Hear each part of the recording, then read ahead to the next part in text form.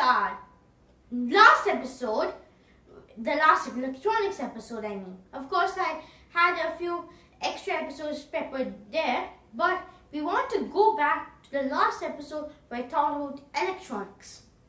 There, I was talking about the carry look ahead adder and how we can use an adder like that to do simple math calculations.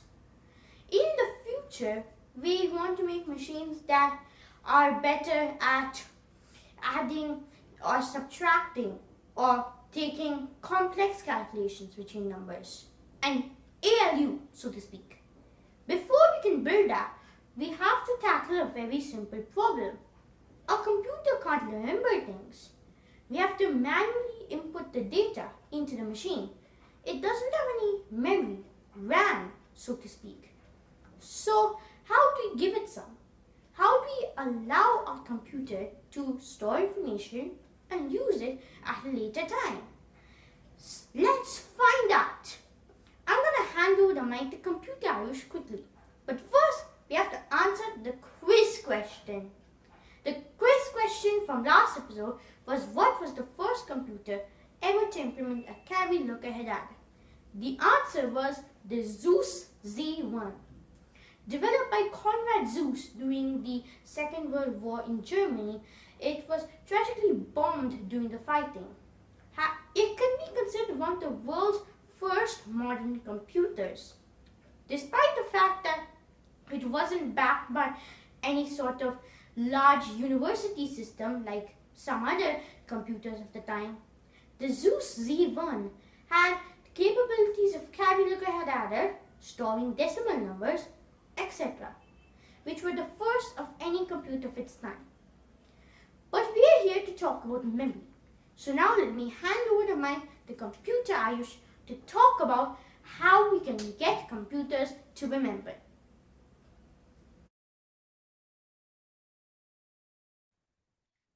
Thank you, Canva Ayush, for that awesome introduction. Now it's me here, computer Ayush.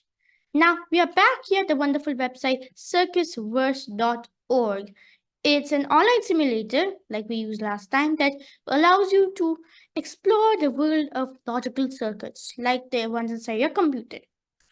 So we'll just launch simulation, and we have this simple empty grid on which to design our circuits.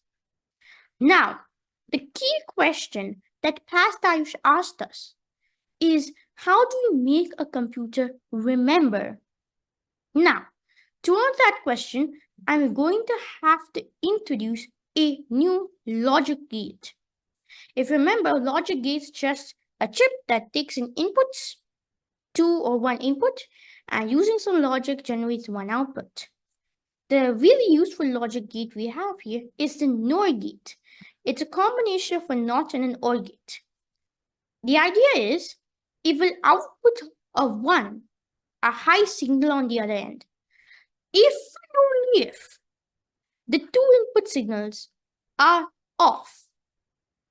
Now with the NOR gate, you can make some really interesting stuff. Let me show you. So I'll give one example. I'll take 2 NOR gates. That's an OR gate, so we need a NOR gate. I'll take 2 NOR gates and we'll have 2 inputs over here. We can change the inputs to our heart's content. Now we plug them in to the NOR gates. And now what we have to do is connect the output of one to the input of the other and vice versa.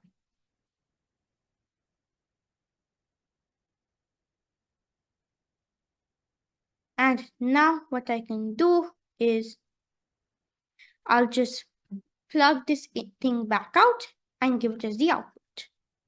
So this is our basic circuit. Now, what can this circuit do?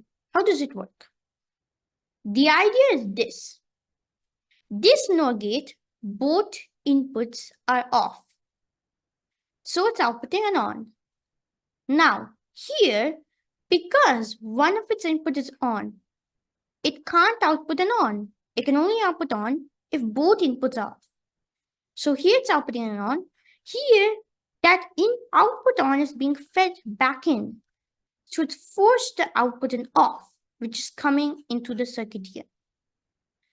But note that if we can find a way to turn this wire off, then this will turn back on. But in the current state, this is outputting a 0. Now what happens when I turn this on? I turn this input on. Now what happens is that this input's outputting a 0 because an input is on. So it's going here with the 0. As I mentioned, if this wire turns into a 0, then this input will become on. Now here's the key part. I can turn this off, but this wire stays on. Because of that, it is keep on being fed back into this gate. And that means it keeps on giving off, which means it keeps on giving on, and it's an infinite cyclic loop. This piece of wire here acts like a kind of lock.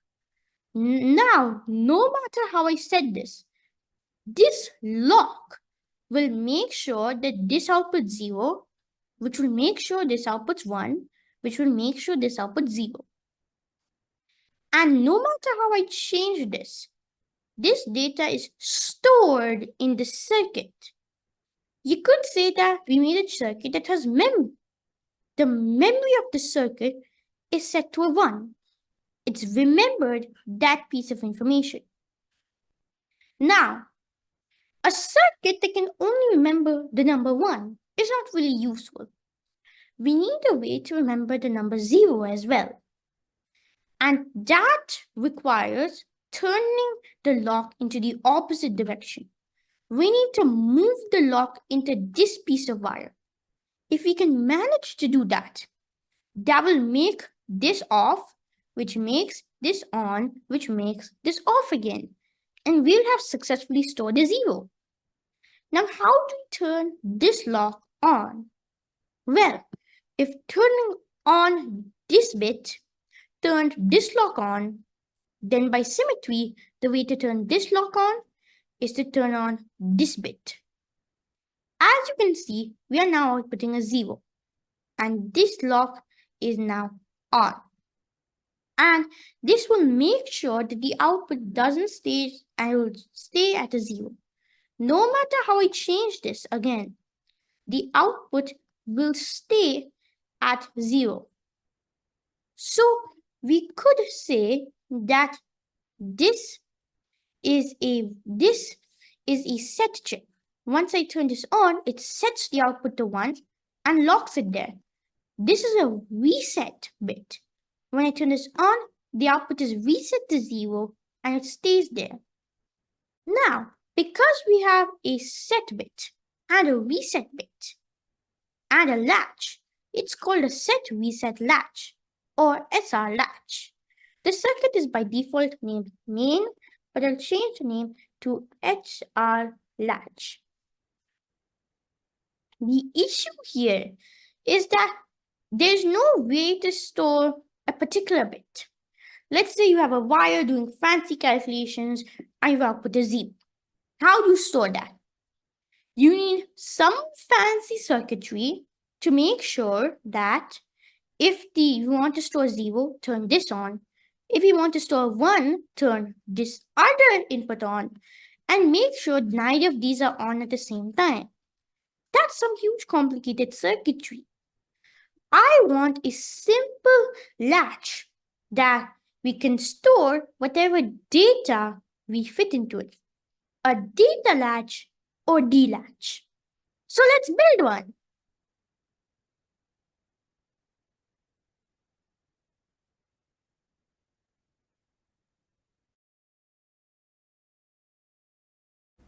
Thank you, Computer Ayush.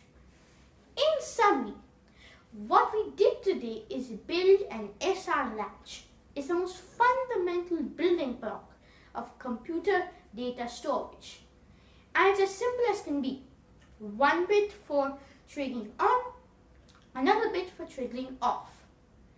In future episodes, we'll talk about different types of memory and how we can use clocking to make sure that uploads happen at a constant speed. Until that, I leave you with a quiz question. Some types of memory are used with this type of latch.